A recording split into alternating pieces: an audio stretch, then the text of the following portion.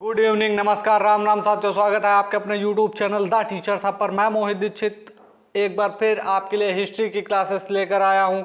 History में हम पढ़ रहे हैं राष्ट्रीय आंदोलन, जो कि आपके पेट एग्जाम के लिए बहुत ही महत्वपूर्ण टॉपिक है। पेट में आपको 10 से 12 नंबर इसी टॉपिक से अकेले देखने को मिलेंगे, क्योंकि आपके जो पेट एग्जाम है उसमें भारत शासन अधिनियम 1935 और बात की गई है सुभाष चंद्र बोस के बारे में। तो इसी सब में मैं जो सारा का मिक्सचर है इसी में पढ़ा दूंगा, कि जिससे आपका जो आधुनिक इतिहास से जो भी क्वेश्चन बने वो इसी से इन्हीं सेशन से बन जाए। तो शुरू करते हैं आज की क्लास को बिना किसी देर के। अगर आज की क्लास स्टार्ट करने से पहले हम एक बार कल का रिकैप कर लेते हैं। कल हमने क्या पढ़ा था, क्योंकि कल का रिवीजन करने से क्या होगा कि आपका माइंड जो है आज की क्लास को कनेक्ट कर पाएगा, आप जल्दी से कनेक्ट कर पाएंगे और कल की चीज़ रिवीजन हो जाएगी। आप भी जब पढ़ने बैठे तो जितना कल पढ़ा था उसको एक बार जरूर एक नज़र में देख लें सर। अगर आप एक सरसरी निगाह में उस सब चीज़ों को देख लेते हैं तो आपका पीछे वाला कवर होता चला जाता है और आगे भी आप टॉपिक्स को जोड़ पाते हैं।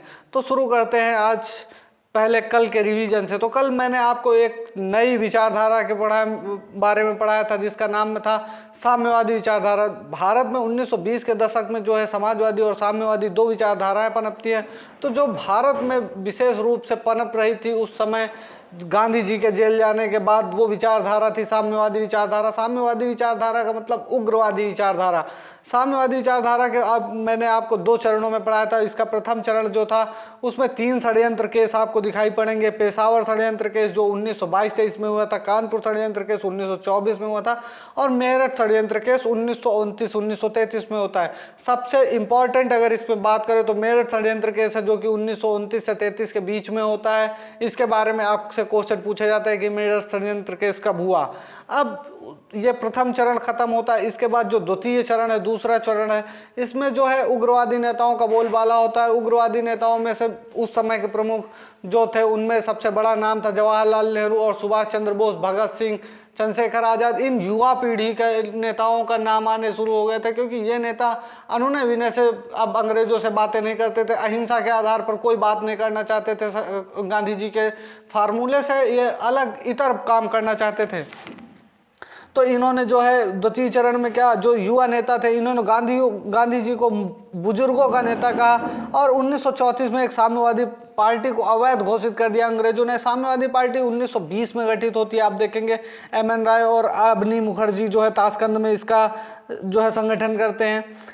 यही पार्टी जो 1920 में बनी थी उसे 1934 में साम्यवादी पार्टी को अवैध घोषित कर दिया, क्योंकि इससे बहुत क्रांतिकारी लोग आ रहे थे। अब क्रांतिकारी लोग आएंगे तो अंग्रेज डरेंगे, अंग्रेज डरेंगे तो क्या करेंगे, सीधे बैन।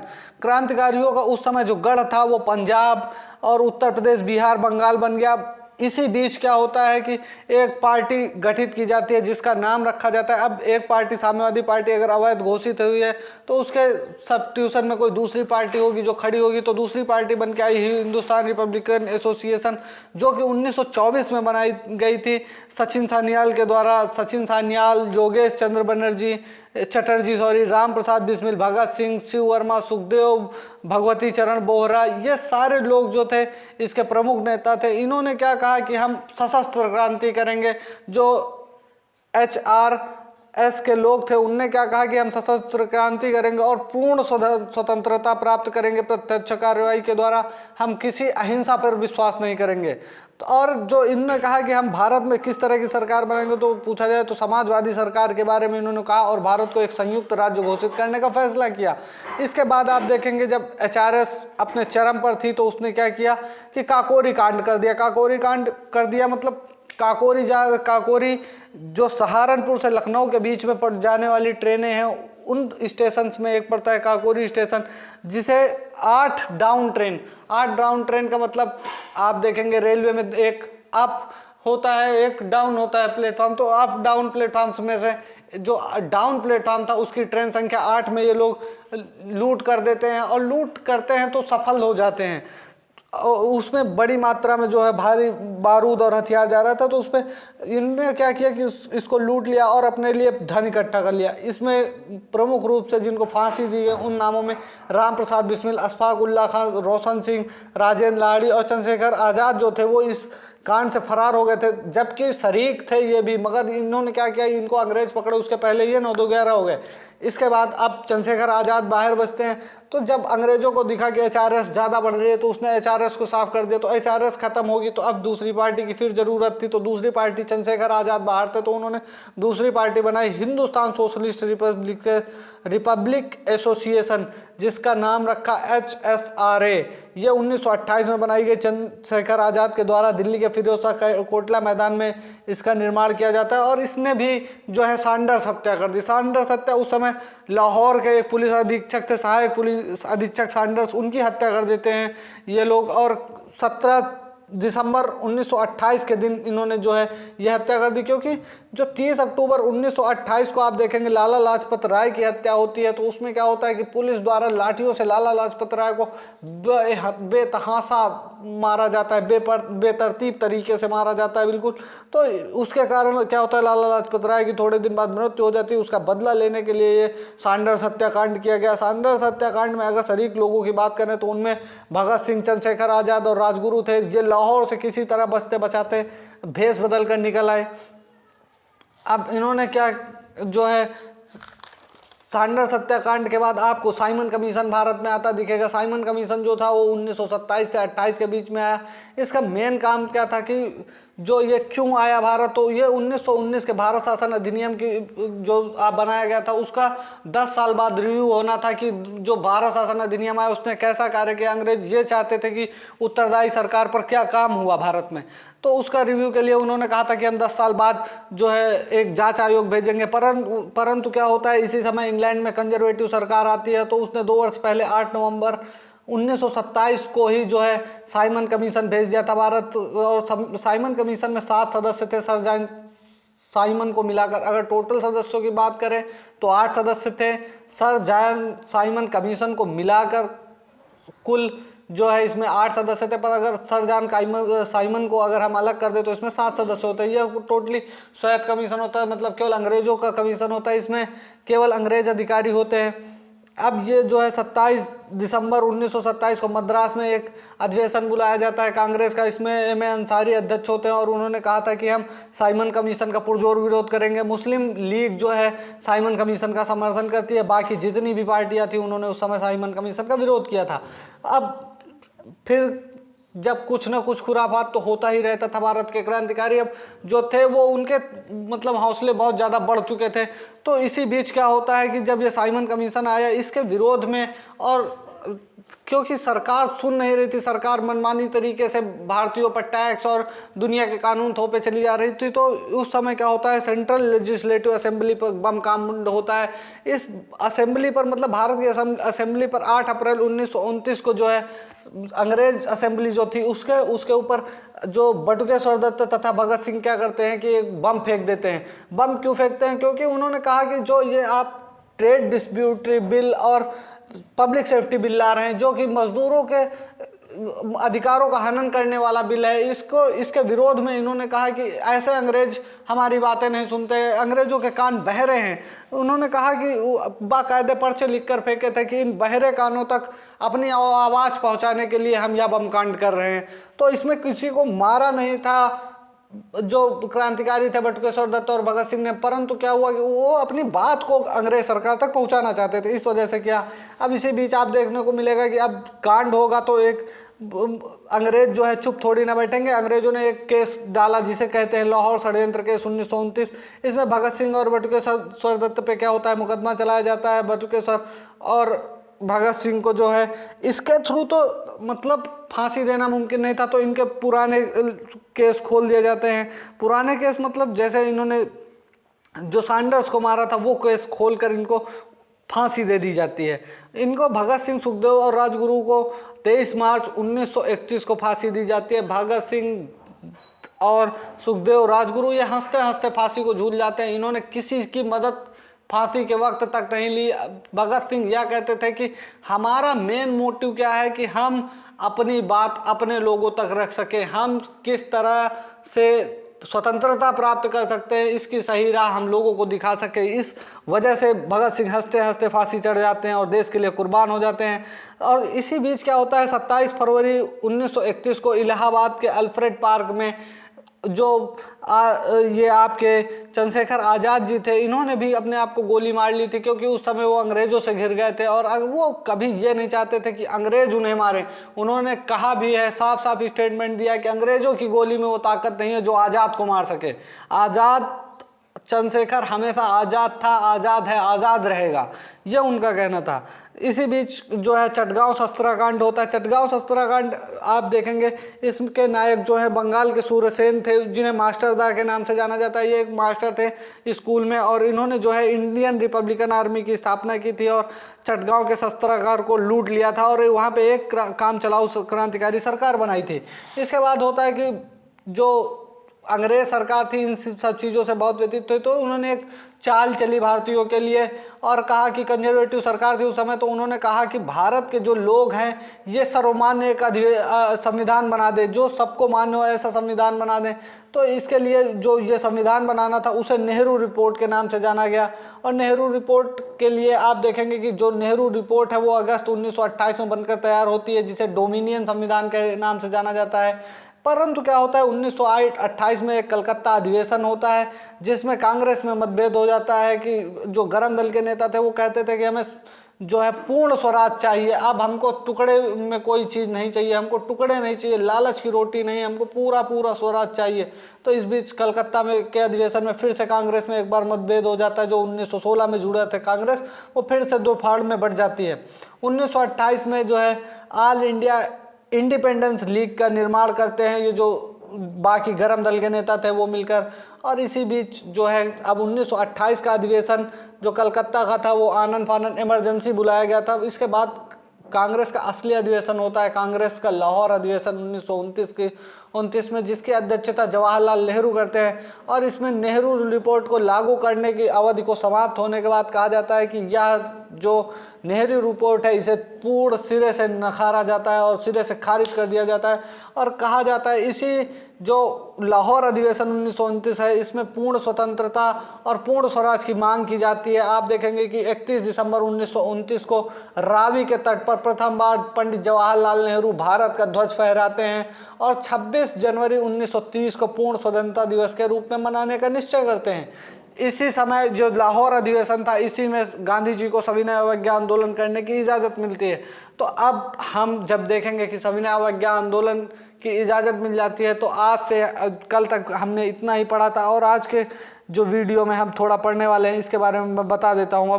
अब हम जो है गांधी जी की 11 सूत्री मांगे करेंगे, जिनका मेन बेस आप सविनय अवज्ञा आंदोलन का मेन बेस देखेंगे यही चीज़ें बनती है। गांधी जी ने जो है वायसराय लॉर्ड इरविन तथा ब्रिटिश प्रधानमंत्री रैमसे मैकडोनाल्ड के सम्मुख, रैमसे मैकडोनाल्ड की बात करें तो ये लेबर पार्टी के प्रधानमंत्री थे, इनके सम्मुख 31 जनवरी 1930 को अपनी 11 सूत्रीय मांगे प्रस्तुत की गांधी जी ने।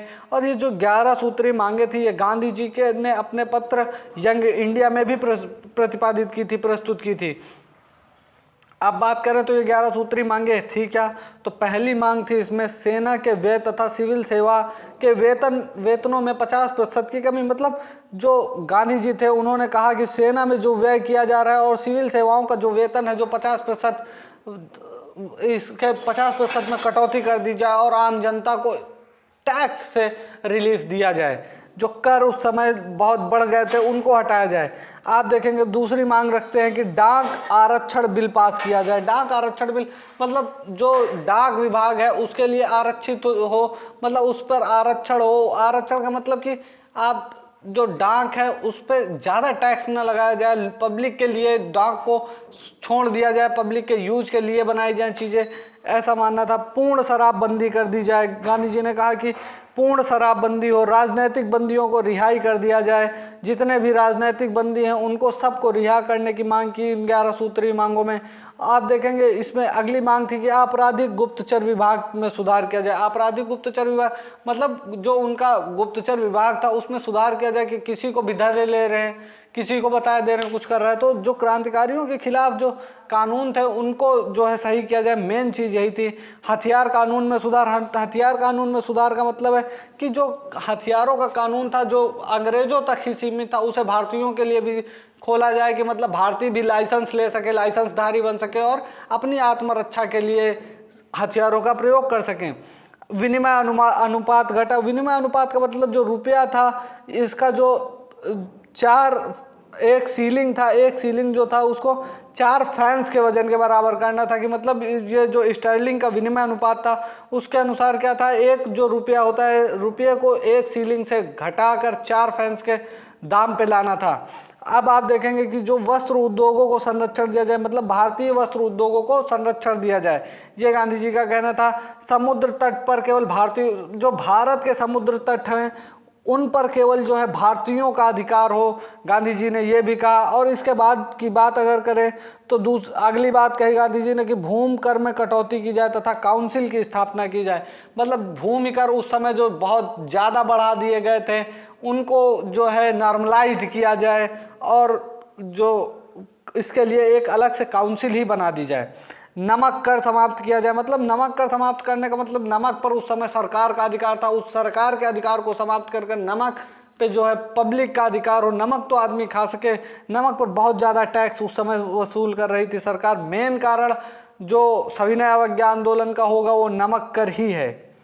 अब आप देखेंगे आगे सविनय अवज्ञा आंदोलन, ये जो सरकार के सम्मुख इन्होंने अपनी मांगे प्रस्तुत की, उनमें क्या हुआ कि सरकार ने कोई सकारात्मकता नहीं दिखाई, नकारात्मक पहलू दिखाया अपना, कि इन मांगों को, इनकी बात को सुना ही नहीं। गांधी जी ने जो 11 सूत्रीय अपनी मांगे थी, इनको मैं फिर बता रहा हूँ कि इनको, इनका जो प्रतिपादन किया था वो यंग इंडिया इनकी पत्रिका थी उसमें किया था।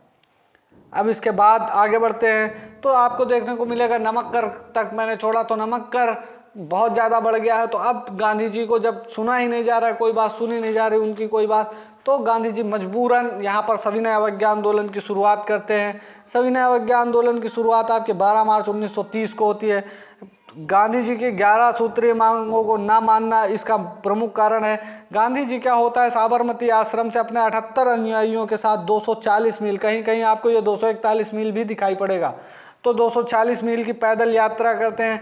12 मार्च से शुरू करते हैं और 5 अप्रैल 1930 को जो है गांधी जी डांडी पहुंचते हैं। और डांडी पहुंचते ही गांधी जी ने जो है 6 अप्रैल को गांधी जी ने मुट्ठी भर जो नमक उठाकर इस नमक कानून को तोड़ दिया था। अब गांधी जी की बात करें तो जो सविनय अवज्ञा आंदोलन होता है, ये सविनय अवज्ञा आंदोलन इतना व्यापक आंदोलन था कि इसका प्रभाव पूरे भारत पर था उस समय। बोस ने इसको जो है, अगर बात करें सुभाष चंद्र बोस की, तो सुभाष चंद्र बोस ने इसे नेपोलियन के एल्वा से पेरिस की यात्रा से संज्ञा की है। कि गांधी जी ने ये जो यात्रा की है इसको एल्वा से पेरिस की यात्रा कहा है सुभाष चंद्र बोस ने। एल्वा से पेरिस की यात्रा, नेपोलियन ने ये यात्रा की थी, एल्वा से पेरिस की यात्रा। गांधी जी की इस यात्रा को जो दांडी मार्च के नाम से जानी जाती है, इसे गांधी जी के जीवन के सबसे बड़े अनुयायी अगर कहें तो गांधी जी को राष्ट्रपिता कहने वाले जो अनन्य भक्त थे सुभाष चंद्र बोस, उन्होंने कहा कि गांधी जी की यह यात्रा एल्वा से पेरिस की यात्रा है। और इन्होंने इसे एक और नाम दिया जिसे कहते हैं मुसोलिनी की रोम मार्च। मुसोलिनी का रोम मार्च, मुसोलिनी ने उस समय रोम में जो मार्च किया था वही काम गांधी जी ने भारत में किया, रोम मार्च की तरह। ये बात सुभाष चंद्र बोस ने कही। अब ये जो सविनय अवज्ञा आंदोलन है, इसकी आपको जो है भारत में बहुत ही व्यापकता दिखाई पड़ेगी। पूरा भारत सविनय अवज्ञा आंदोलन के साथ था। अगर आप देखें तो ठेठ जब आप जाएंगे दक्षिण की तरफ, तो दक्षिण में भी जो तमिलनाडु जैसे राज्य हैं, तमिलनाडु में आप देखेंगे तो तमिलनाडु में उस समय सी राजगोपालाचारी जो थे उनने इसका नेतृत्व किया। इन्होंने क्या किया कि जो त्रिचनपल्ली, आज का जो त्रिचुरनपल्ली कहा जाता है, उससे वेदरणान तक जो है नमक कानून के लिए यात्रा की थी। मालाबार के तट पर इसी तरह यात्रा होती है। असम के सिलाहट से आपके बंगाल के नोआखी एक पोर्ट है, वहाँ तक जो है यात्रा की जाती है। बम्बई में सबसे महत्वपूर्ण प्रभाव इस नमक आंदोलन को आपको दिखाई पड़ेगा कि बम्बई में जो है इसका नेतृत्व सरोजनी नायडू, मणिलाल, इन लोगों ने किया। और उस वहाँ पे क्या करते हैं ये लोग, सरोजनी नायडू लोग क्या करते हैं, वहाँ पे जो धरसान नामक कारखाना था, धरसान नमक कारखाना, उसको लूट लिया था। धरसान नमक कारखाने को लूट लिया। अब सरकार को पता चला कि धरसान नमक कारखाना लूट लिया गया है, तो सरकार आनन फानन इन सभी लोगों को गिरफ्तार कर लेती है और इन पर मनमाने तरीके से केस चलाती है और वहाँ के लोगों का जीना दुश्वार कर देती है। इसकी जो व्याख्या है आप पढ़ेंगे तो इसकी व्याख्या एक मतलब अमेरिकी पत्रकार थे, इनका नाम था वेब मिलर, डेविड मिलर के भाई नहीं, वेब मिलर इनका नाम है। वेब मिलर जो थे ये पत्रकार थे अमेरिकी, इन्होंने इसकी जो है घोर निंदा की थी इस कृत्य की।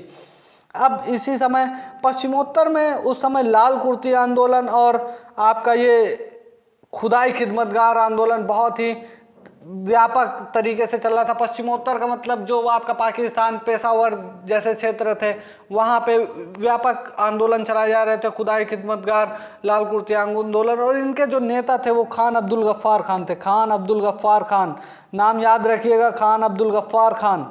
इनका नाम इसलिए भी याद रखना जरूरी है क्योंकि इनको सीमांत गांधी कहते हैं। क्या कहते हैं? सीमांत गांधी। मैं लिख रहा हूँ, आप भी मेरे बोलने के साथ लिख सकते हैं आप। मैं इतना तेज़ नहीं बोलता हूँ क्योंकि बहुत स्पीड में पढ़ा दिया आपको, आप सुनेंगे भी तब भी चीज़ें याद हो जाएंगी। तो यहाँ पर क्या होता है, खान अब्दुल गफ्फार खान जो है भी इसका समर्थन करते हैं, तो लाल कुर्ती दल इसका समर्थन करता है। आप काफ़ी पेपर्स में ये पूछा जाता है कि लाल कुर्ती दल ने क्या सविनय अवज्ञा आंदोलन का सहयोग किया था या नहीं किया था, तो ये बात जायज़ है कि जो है लाल कुर्ती आंदोलन ने इसका सहयोग किया था। एक सबसे बड़ी बात, जो उत्तर पूर्व के राज्य थे, उत्तर पूर्व के राज्य, आप भारत के नक्शे को देखेंगे तो जो यहाँ पे आपको राज्य दिखाई पड़ेंगे, उत्तर पूर्व के राज्य, यहाँ के राज्य, इनमें जो है पहली बार कोई क्या होता है कि पहली बार कोई आंदोलन, भारतीय आंदोलन वहाँ पनप रहा था। और इसका सबसे बड़ा कारण था नागा जनजाति। नागा जनजाति की एक महिला थी जिनका नाम था नॉड गैडमिल्यू नाम था इनका, गैडमिल्यू। वैसे इनको एक जो है उपाधि देते हैं नेहरू जी, जिसे कहते हैं रानी की उपाधि इनको दे दी जाती है। गैडमिल्यू ने इनका जो है, गैडमिल्यू ने वहाँ पे नागा जनजाति की महिला थी, इन्होंने इसका सविनय अवज्ञा आंदोलन का जो है नेतृत्व किया था उत्तर पूर्व में। अब बहुत ही सक्सेसफुल होता है ये आंदोलन। तो क्या होता है, इसी समय जो आंदोलन को दबाने का प्रयास किया जाता है और आंदोलन को दबाने के प्रयास के साथ ही जो आप देखेंगे कि आपने पढ़ा होगा कि साइमन कमीशन भारत आया था, तो उसने कहा था कि हम जो रिपोर्ट देंगे वो गोलमेज सम्मेलन में आप सबको बताई जाएगी। तो अब यहाँ क्या होता है कि जो है 1930 आते आते ये तीनों गोलमेज सम्मेलन आयोजित करने का प्रयास करती है अंग्रेज सरकार, और अंग्रेज सरकार लंदन में ये तीनों गोलमेज सम्मेलन आयोजित कराती है। तो जो प्रथम गोलमेज सम्मेलन की बात करें तो 12 नवंबर 1930 से प्रारंभ होता है और 19 जनवरी 1931 तक चलता है। इसकी अगर बात करें तो ये जो सम्मेलन था ये लंदन में होता है, और लंदन में होता है, इसमें जो है आप देखेंगे कि जो प्रथम गोलमेज सम्मेलन है इसमें क्या होता है कि भारतीयों को बराबर का, पहली बार भारतीयों को बराबर का दर्जा दिया जाता है। अगर बात करें पहली बार भारतीयों को बराबर का दर्जा कैसे दिया जाता है, तो आप कभी भी देखें आपके घर में अगर डाइनिंग टेबल होगा तो वो चौकोर होगा, अगर तो क्या होता है आपके बड़े बुजुर्ग इस साइड बैठते हैं।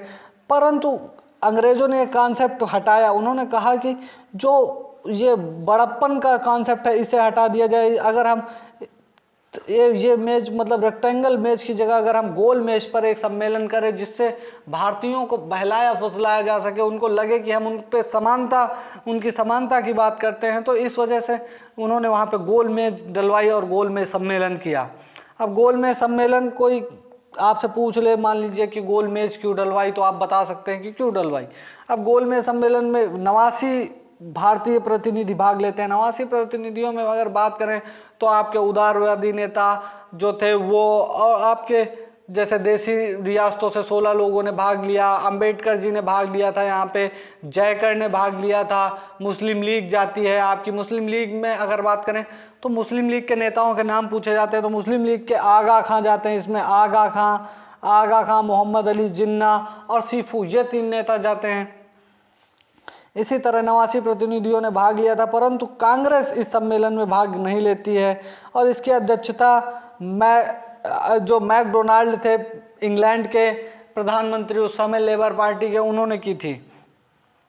और इसमें क्या होता है, इस प्रथम गोलमेज सम्मेलन में मुस्लिम लीग द्वारा प्रथम मुस्लिम आयोग के लिए पृथक निर्वाचन मंडल की मांग की जाती है और अंबेडकर जी जो थे वो भी गए थे भारत से, मतलब इस प्रथम गोलमेज सम्मेलन में अंबेडकर जाते हैं और दलित वर्ग के लिए क्या अलग निर्वाचन मंडल की मांग करते हैं, अलग निर्वाचन मंडल की मांग करते हैं दलित वर्ग के लिए अंबेडकर जी। आप देखेंगे अंबेडकर जी ऐसे नेता हैं जो तीनों गोलमेज सम्मेलन में शरीक होंगे। प्रतिनिधियों में जो था उस समय की एकता का अभाव था, ये बात सही है कि प्रतिनिधियों में एकता का अभाव, मुस्लिम अपने लिए मांग रहे हैं, अंबेडकर जी दलितों के लिए मांग रहे हैं, जो देसी राजा गए थे वो अपने लिए अपनी चाट पकौड़ी की व्यवस्था कर रहे थे, तो सब अपने अपने लिए मांग रहे हैं, अपनी अपनी क्या कहें कि अपने अपने लिए टुकड़े मांग रहे हैं। तो इससे क्या स्वतंत्रता मिलने वाली थी, आप जाके वहाँ पूंछ हिला के टुकड़े ले लेंगे। इस चीज़ का जो बहुत बड़ा असर पड़ता है कि आप का एक कोई लीडर या आपका देश किसी समस्या से जूझ रहा है और आप केवल सिर्फ अपने बारे में सोच रहे हैं। तो इस बारे में होना चाहिए था उस समय भी कि लोगों में सहमति होती तो जाते। अब पूर्ण उत्तरदायी सरकार, जो पहली बार प्रथम गोलमेज सम्मेलन हुआ, इसमें क्या कहा गया कि हम भारतीयों के लिए जो भारतीय संघ की स्थापना करेंगे और एक पूर्ण उत्तरदायी सरकार देंगे और केंद्र में एक द्वैध शासन पद्धति का विकास करेंगे, ये कहा गया था अंग्रेजों के द्वारा।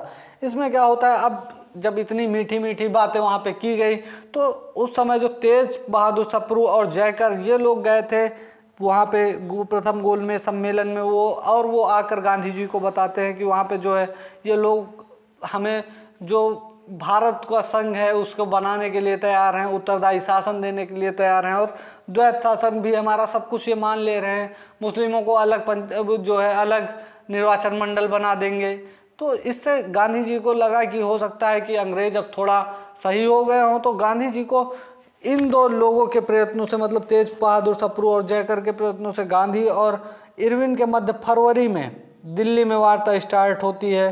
फरवरी में दिल्ली में जो है ये लोग अपनी बातचीत करने लगते हैं कि क्या करना चाहिए गांधी से। इरविन अपना जो है मांगे रखते हैं, तो इसे क्या कहा जाता है, गांधी इरविन समझौता। गांधी ने जो मांगे थी वो इरविन के सामने रखी, इरविन ने अपनी बातें गांधी के सामने रखी। तो अब फरवरी में बातचीत शुरू होती है। इसका ऑफिशियल जो डेट आती है वो 5 मार्च 1931 गांधी इरविन समझौते के नाम से जानी जाती है। इसे दिल्ली समझौता भी कहते हैं, दिल्ली समझौता भी कहते हैं, आप ये भी याद रखिएगा। अब इसमें गांधी जी क्या कहते हैं, गांधी जी के मांगे थे इरविन से कि राजनीतिक बंदी, जो राजनीतिक बंदी हैं उनको रिहा किया जाए, जिन पर हिंसात्मक केस नहीं है उनको कहा गया था कि जिस पे हिंसात्मक केस नहीं है उन सारे राजनीतिक बंदियों को रिहा कर दिया जाए।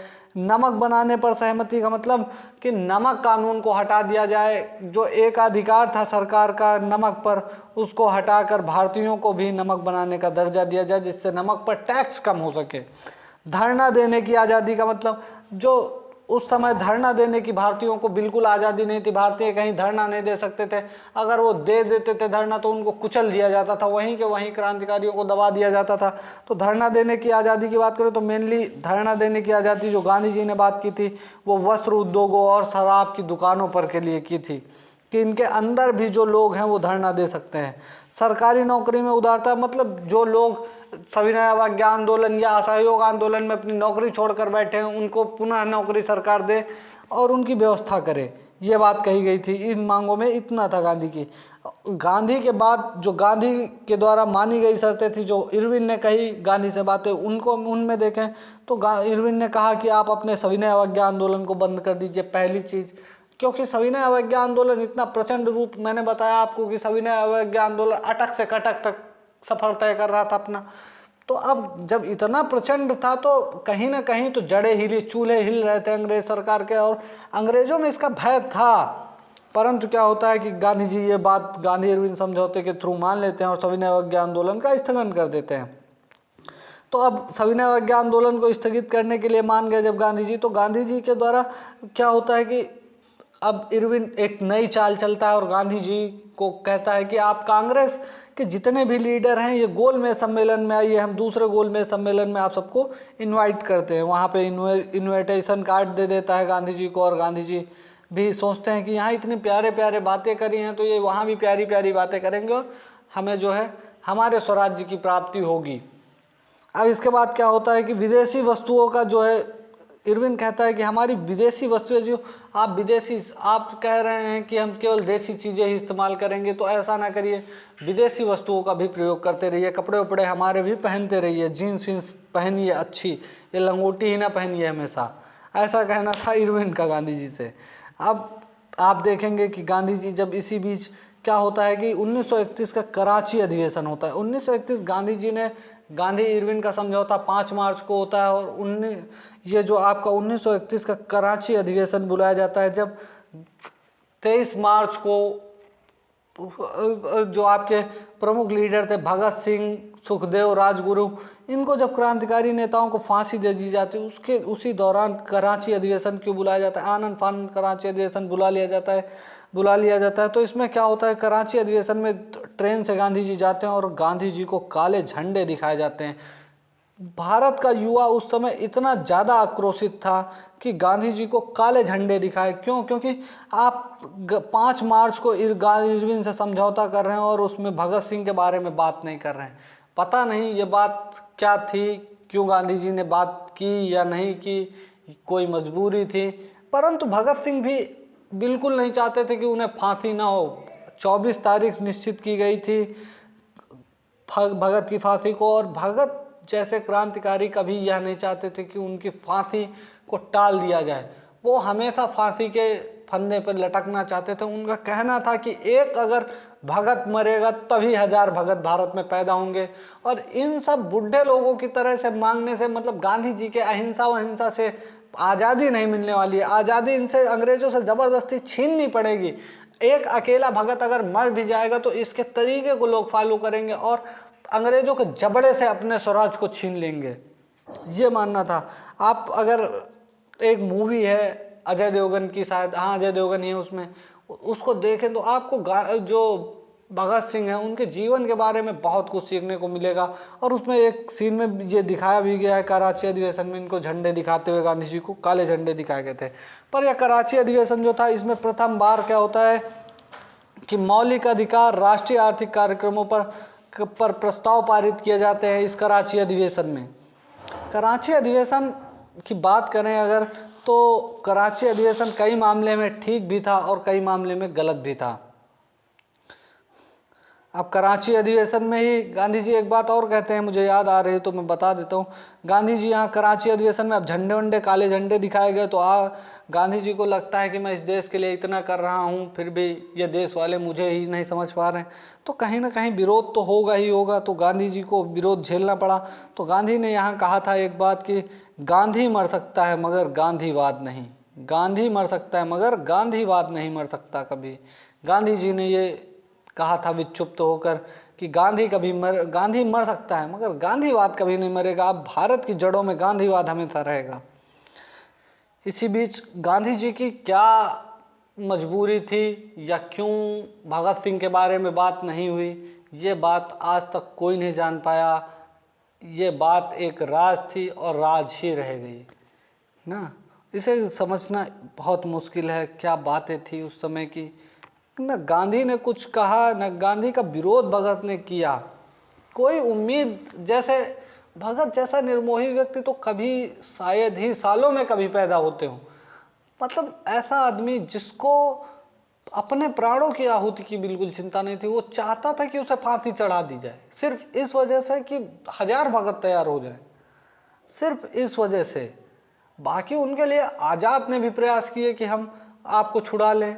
उनका परिवार जो कि चाहता था उनको छुड़ा ले, बहुत मतलब उस समय के ठीक ठाक परिवारों में से था भगत सिंह का परिवार। अजीत सिंह जो इनके चाचा थे, उनको एक बार जेल होती है तो उनको छुड़ा लेते हैं इनके परिवार वाले। अगर ये चाहते तो भगत सिंह को भी छुड़वा लेते, पर भगत सिंह ने ऐसे ऐसे कांड किए थे, अंग्रेजों के नाक में दम कर दिया था बिल्कुल। और अंग्रेजों की नाक में दम करने के बाद वो चाहते भी नहीं थे, क्योंकि वो कहते थे कि अगर अब मैं जेल से बाहर गया तो ये जितने भारतीय लोग हैं ये मुझे गलत समझेंगे, और भारतीयों को यही लगेगा कि जो भारतीय हैं वो हमेशा हमें जो हेय दृष्टि से देखते हैं उसी दृष्टि से देखेंगे, कभी हमें क्रांतिकारी का दर्जा नहीं मिल पाएगा। इस क्रांतिकारी के दर्जे को पाने के लिए उन्होंने अपने प्राणों की आहुति दे दी। अब कराची अधिवेशन के बाद आपको इसी बीच फिर द्वितीय सम्मेलन के लिए जब गांधी को इरविन ने बुलाया था, तो 7 सितंबर 1931 को द्वितीय गोलमेज सम्मेलन शुरू होता है और 1 दिसंबर 1931 तक यह गोलमेज सम्मेलन चलता है। इस गोलमेज सम्मेलन की खास बातों में अगर बात करें तो इसकी अध्यक्षता रैमजे मैकडोनाल्ड, जो कि लेबर पार्टी के थे, प्रधानमंत्री थे वहाँ के, पीएम, इनने करी थी। और उस समय जो भारत का सचिव था वो सैमुअल शोर था। ये एक दक्षिणपंथी प्रपंचवादी नेता था। दक्षिणपंथी प्रपंचवादी मतलब ये केवल दक्षिण के लोगों को ही मानता था, मतलब जो वेस्टर्न कल्चर है उसका सपोर्टर था ये। वेलिंगटन उस समय भारत के वायसराय थे जब द्वितीय गोलमेज सम्मेलन हुआ। गांधी जी इस सम्मेलन में भाग लेने के लिए एक जहाज़ था जिससे जाते हैं, उसका नाम था राजपुताना। आपसे पूछेगा कि राजपुताना जहाज़ से जाते हैं गांधी जी, ये राजपुताना जहाज़ तो जो था एक बिड़ला जी थे, घनश्याम दास बिड़ला, उनका था। ये राजस्थान के थे घनश्याम दास बिड़ला, बहुत बड़े नेता हैं। अगर आप वहाँ देखेंगे, जब राजस्थान की हिस्ट्री अगर आप कभी मौका मिले तो राजस्थान की हिस्ट्री पढ़िए, क्योंकि रविन्द्रनाथ टैगोर ने कहा है कि जो पोरस से लेकर अंग्रेजों तक का काल था, वहाँ तक भारत के इतिहास में कहीं सिर्फ हार हार हार नज़र आती है, और कहीं भी अगर जीत नज़र आती है तो उस बंजर राजस्थान में नज़र आती है। ज़रूर उस मिट्टी में कुछ खास है, तभी वहाँ के लोग इतने वीर पैदा होते हैं। तो एक बार अगर आप भारत के सच्चे इतिहास को पढ़ना चाहते हैं, जैसे एनसीईआरटी से अभी आप सुनेंगे कि मुगल काल को हटा दिया गया, मुगल काल को हटा दिया गया ठीक है, पर मुगल काल को अगर राजस्थान के हिस्ट्री के तौर पे लिखा जाए तो बहुत ही बेहतरीन इतिहास, भारत के इतिहास के बारे में हम सब जान सकेंगे।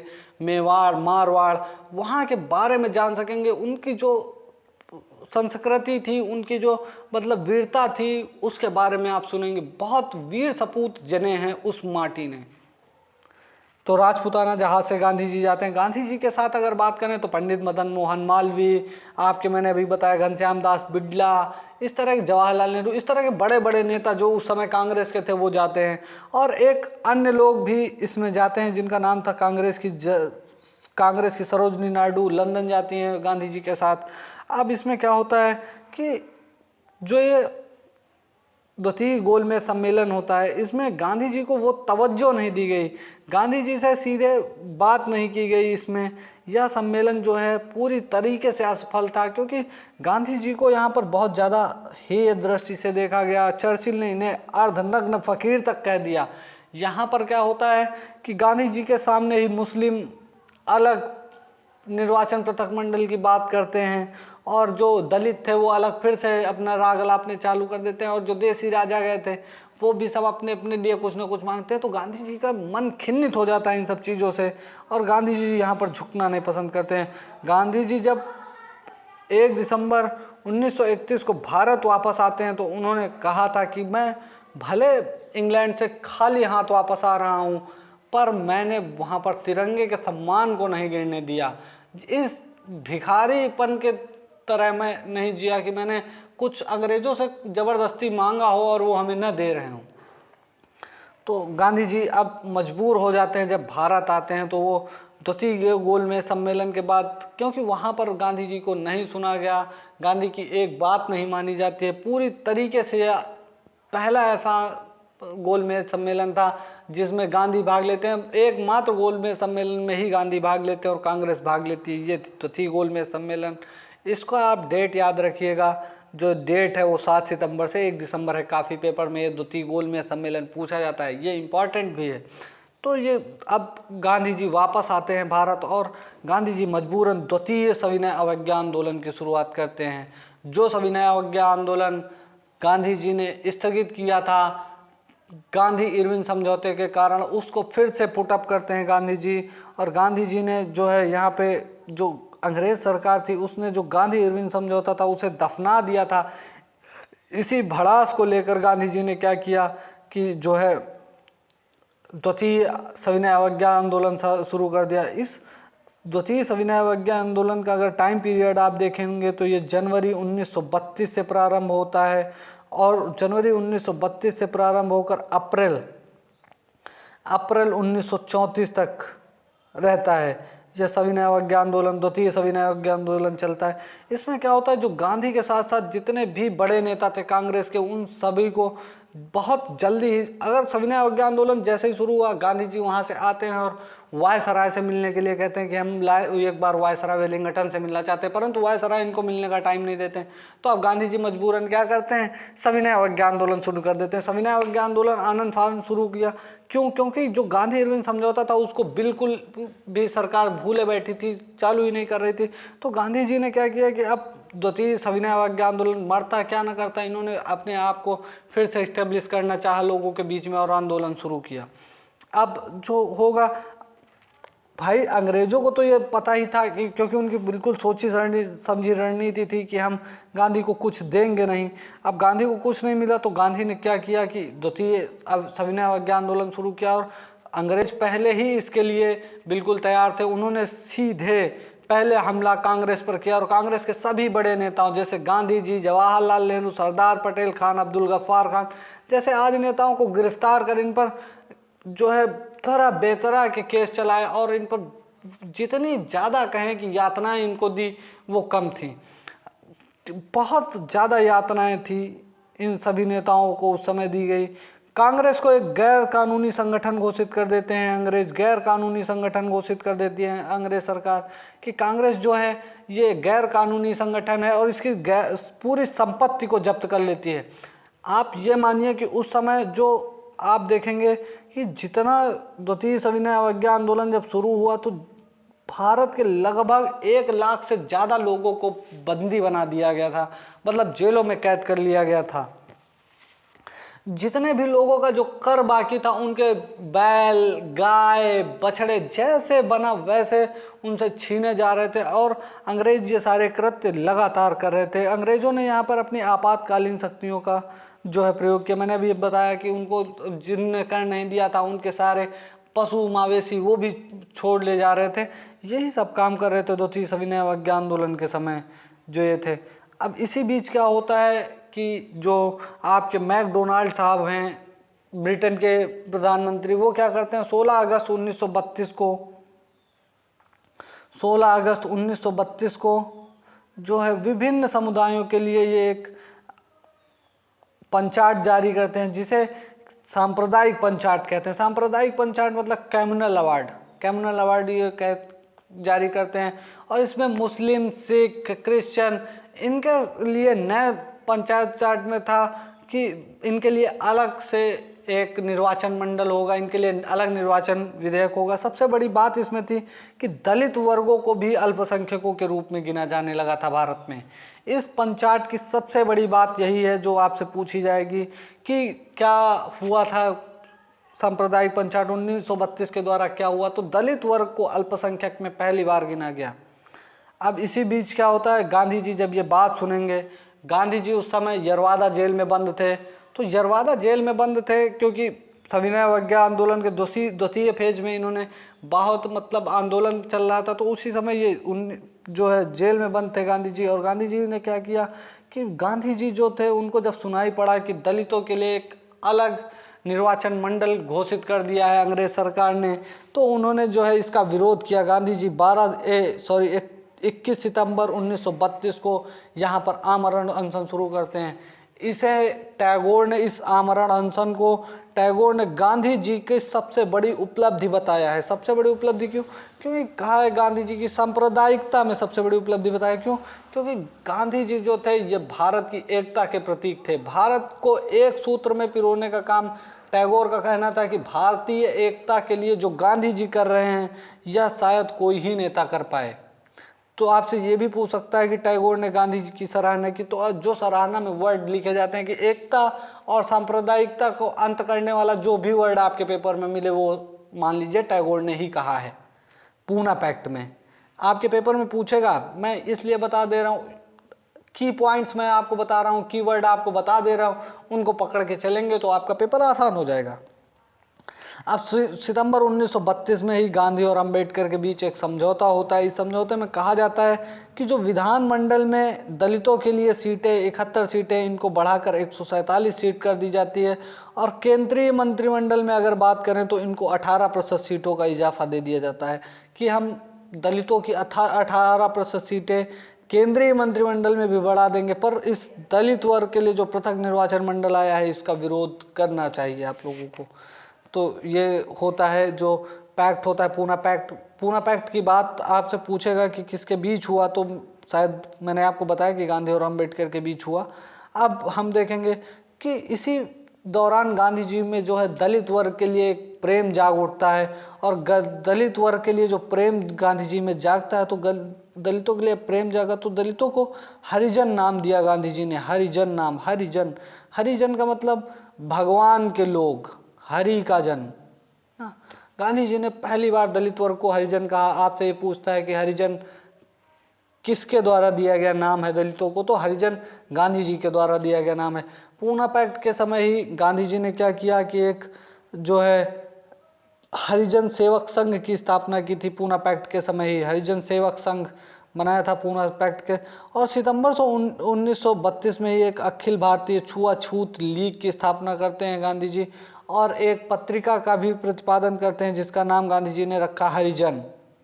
हरिजन पत्रिका का प्रतिपादन किसने किया, आपसे पेट के एग्ज़ाम में 100% पूछेगा। इस बार के एग्ज़ाम में, हर बार के एग्ज़ाम में पूछा ही जाता है, तो ये भी पूछ सकता है। 7 नवंबर को क्या होता है, गांधी जी जो है 7 नवंबर 1933 को वर्धा में जब गांधी जी छूट कर आते हैं, तो 7 नवंबर 1933 को वर्धा से हरिजन यात्रा प्रारंभ करते हैं गांधी जी। गांधी जी को हरिजनों से अप्रिय लगाव हो गया था उस समय तक। गांधी जी दलित वर्ग की जो स्थिति थी उस भयावह स्थिति से उन्हें निकालने के लिए नायक बनने का काम करते हैं, और दलितों के लिए तरह तरह के आयोजन करते हैं। अब इसी बीच क्या होगा कि इंग्लैंड में फिर तीसरा गोलमेज सम्मेलन आयोजित किया जाता है, जो कि 17 नवंबर 1932 से 24 नवंबर 1932 तक चलता है। इसमें फिर मैंने बताया आपको 3 में से केवल दूसरा जो था उसमें कांग्रेस भाग लेती है, इसमें कांग्रेस भाग नहीं लेती है। इसमें पहली बार क्या होता है कि ब्रिटिश सरकार के द्वारा जो ब्रिटिश सरकार थी उसके एक अधिकारी थे लॉर्ड लिथगो, इनकी अध्यक्षता में ब्रिटिश पार्लियामेंट में एक संयुक्त कमेटी गठित की जाती है। इसके द्वारा क्या किया जाता है, ये श्वेत पत्र जारी कर दिया जाता है। श्वेत पत्र जारी किया जाता है। अब ये जो श्वेत पत्र था, श्वेत पत्र को भारत जब आया ये, तो इसे भारत शासन अधिनियम का नाम दिया गया। क्या नाम दिया गया, भारत शासन अधिनियम। और भारत शासन अधिनियम जो है ये सैमुअल होर द्वारा तैयारी पेश किया गया था। इसे भारत आते आते इसे भारत शासन अधिनियम नाम दिया जाता है, और भारत शासन अधिनियम 1935 के नाम से भारत में विख्यात है। आपको यह पढ़ना भी है आपके पेट एग्जाम के लिए, भारत शासन अधिनियम 1935। तो आज की क्लास में हम इतना ही पढ़ेंगे। आगे की क्लास में आपको मैं भारत शासन अधिनियम से छोड़ रहा हूं कि भारत शासन अधिनियम जो है सैमुअल होर द्वारा ब्रिटिश पार्लियामेंट में प्रस्तुत किया जाता है। इसके बाद भारत शासन अधिनियम क्या था मैं आपको कल की क्लास में कंटिन्यू करूंगा, और आप मेरे साथ जुड़े रहिएगा। इसी तरह अपना प्रेम बनाए रखिए। पेट की परीक्षा, यकीन मानिए आप अगर मुझसे हिस्ट्री पढ़ रहे हैं तो पेट की परीक्षा में जो 15 से 20 नंबर की हिस्ट्री आती है उसमें आप कम से कम 17 से 18 नंबर लेके आएंगे। मैं जिस वे में, मैंने आपको कोई ऐसी टॉपिक नहीं है जो ना बताया हो और आपको समझ में ना आया हो। अगर ऐसा आपको लग रहा हो तो अभी प्लीज़ कमेंट करके मुझे बता दीजिएगा कि सर आपका पढ़ाया समझ में नहीं आता है, तो मैं अपना तरीका बदलूंगा। पर आपके पेपर में मैंने आपसे वादा किया है कि आप 90.99% परसेंटाइल बनाएंगे। इसके लिए चाहे जो करना पड़े मुझे, मैं वो करूंगा। आपको किसी भी तरह समझाने का प्रयास करूंगा। तो इन्हीं बातों के साथ आज की इस क्लास को हम विराम देते हैं यहीं पर। नमस्कार, शुभ रात्रि। हो सके तो मेरे इन वीडियोस को लाइक करिए, और आप देखते हैं आप अपने साथ अपने दोस्तों का भी भला करें, या वीडियो ज़्यादा से ज़्यादा शेयर करें जिससे उन तक भी मेरी आवाज़ पहुँचे, और वो केवल भले मुझे ना देख पाए, मेरे चित्र को ना देख पाए, पर इस कहानी को फील कर सके, इस कहानी के थ्रू पढ़ सके। तो आप वीडियो को शेयर करते रहिए। इन्हीं सब बातों के साथ नमस्कार, शुभ रात्रि।